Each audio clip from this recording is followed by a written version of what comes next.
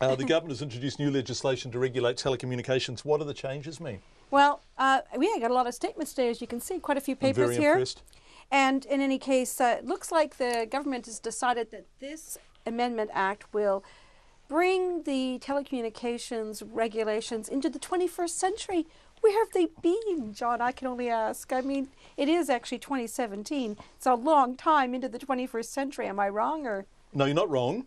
So what are they going to do? What is the government trying to do? For one thing, they're going to deregulate the copper network. So for communities that have fiber, they will deregulate the networks in those areas. But for areas of the country where there is no fiber or modern network services, those services will still be regulated so that they will still be available to those consumers. Right. Now, that's only about 15% of the country. So a good number of people are going to lose their copper network, presumably, because they'll be deregulated. What incentives, penalties, encouragements, carrots, sticks, etc.? As long as the services are maintained so that people prefer fiber and they get fiber, they'll be happy enough with that, and they won't need the copper network. So that's going to be a benefit to Chorus for sure. Now, the other thing it's going to do is it's going to allow the Commerce Commission to bring in codes of conduct over telecommunications. So this will be to help consumers make sure that things are fair, because digital services are evolving rapidly, and so the rules it's hard to set. So this is giving the Commerce Commission more power to come up with codes of conduct as needs be. So there you go, and who knows what those things might be. I remember when I first started Radio New Zealand being allowed to use the mobile phone.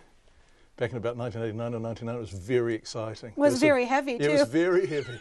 It was the size of a briefcase almost. It really was, And if you could take it out, there was a special occasion. It really was. That's right. You had to sign it out. John, bring it back in one piece, so to speak. Yeah.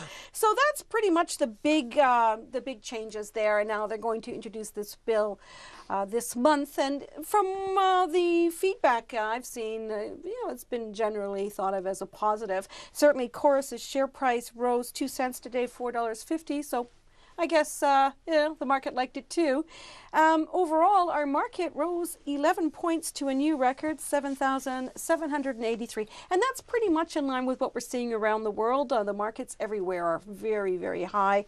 Asia, Europe, and the U.S., and our dollar's a little bit weaker, and that's because there's expectations that inflation pressures are really weak here in New Zealand, which means that there's no incentive for the RBNZ, that's the Reserve Bank of New Zealand, to raise interest rates. We're going to hear from them on Thursday. Meanwhile, our dollar's at 73.5, so that's about a half a cent from where we were yesterday. 92.9 Australian and 56.3 British pounds. Nona Peltier, thank you very much indeed.